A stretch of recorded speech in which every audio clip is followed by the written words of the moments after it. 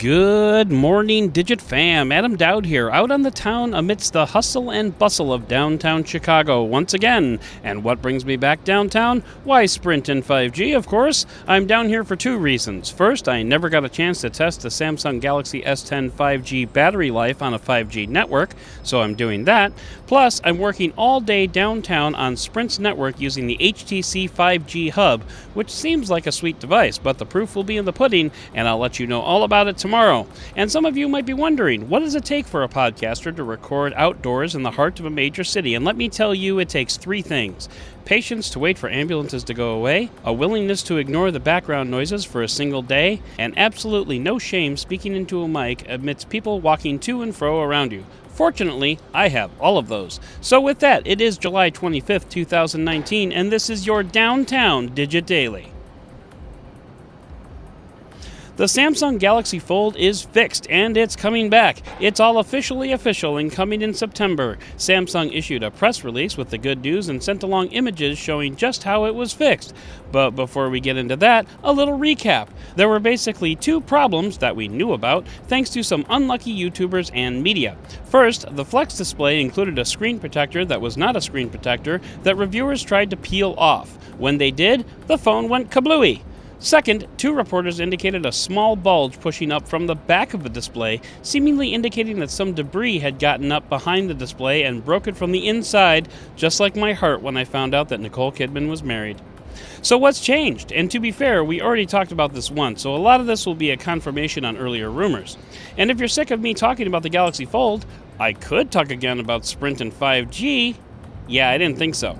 Anyway, the protective layer of the screen has been pushed into the bezels. You won't be prying that thing up with anything short of a crowbar, and at least then it won't be surprising that the screen breaks.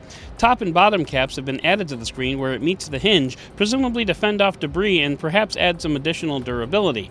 And finally, the space between the hinge and the body of the display has been reduced. The press release comes along with some images showing the improvements, but of course, this is a podcast, so hit up the link in the show notes to see more. So where does that leave us? Well, it still carries Samsung's oddly specific price tag of $1,980. And just think, $5 more and they could have had a tie-in with Stranger Things as well. Guess I'll have to settle for Ronald Reagan instead. We don't have a date on its return yet, just September, and to, quote, select markets. But that's a lot more than we knew before, so I'm taking that as a win. So then the big question is left, who's going to buy this thing? And that's a fairly straightforward answer. Early adopters with disposable income that haven't already used that disposable income elsewhere. Samsung definitely thinned the herd in that respect. Just the fantastic way those things failed in the first place, plus a number of false starts leading up to its re-release, will be enough to dissuade casual buyers. The people who are left are diehards and the futurists, because make no mistake, using this phone feels like using the future. Of course, I'm saying that with zero hands-on time myself, but I can imagine this must be pretty great. You know, when it doesn't break. Bottom line, you're dropping $2,000 on this thing. You should probably carry it around on a down pillow and clean the screen with unicorn tears. Regardless of the improvements Samsung is making, this thing is going to be a crazy delicate phone, so treat it accordingly, and everyone will be fine. So anyway, I'm sure this isn't the last you've heard about the Galaxy Fold, just like it's not the last time you've heard about Sprint's 5G in Chicago. But that's the last you've heard about this main story, because it's time to head into the roundup!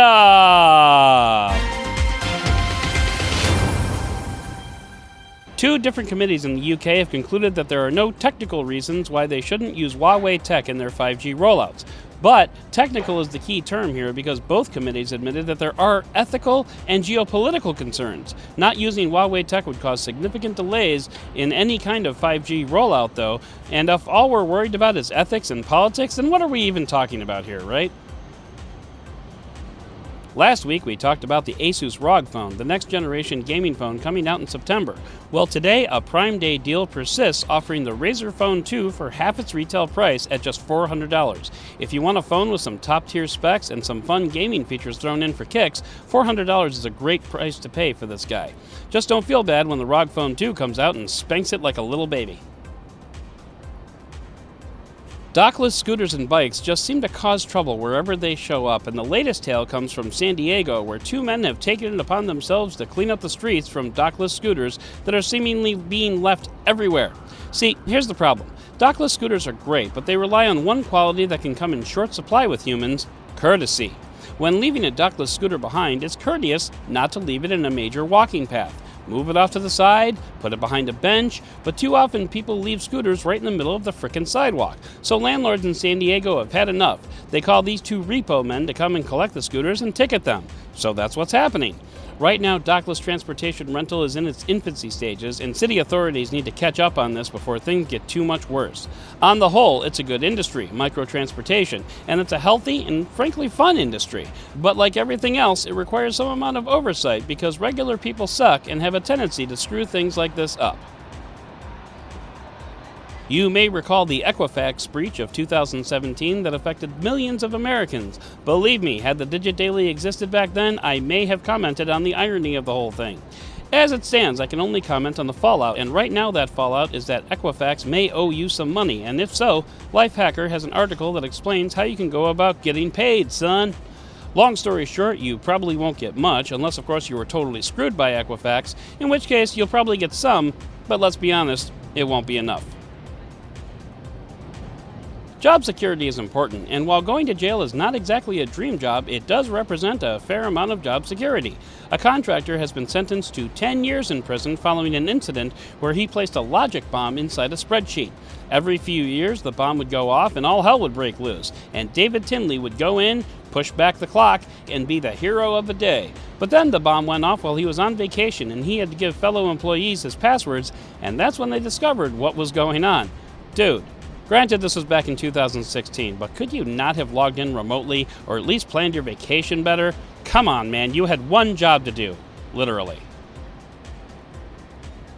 And finally, the inventor of a hoverboard, not one of those lame planks with wheels, but a 5 jet-powered one-person flying machine, tried to be the first man to cross the English Channel on such a device. The plan was to launch from France, land on a ship halfway through and refuel, and then finish the journey. Unfortunately, he missed the landing platform on the ship by a mere centimeters and landed in the channel. He's okay, but the headline reads that he failed to cross the English Channel. My headline reads that he crossed half the English frickin' Channel in a homemade Iron Man suit, and how that's anything but an enormous success, I just don't know. So that is going to do it for today's Digit Daily. If you'd like to learn more about any of these stories, check out the links in the show notes and subscribe to our daily newsletter on digit.com. And if you like what you heard, subscribe, leave a review, and don't forget to tell your friends about digitdailypod.com. Once again, I'm Adam Dowd, Dead Technology on Twitter, and we'll talk again tomorrow.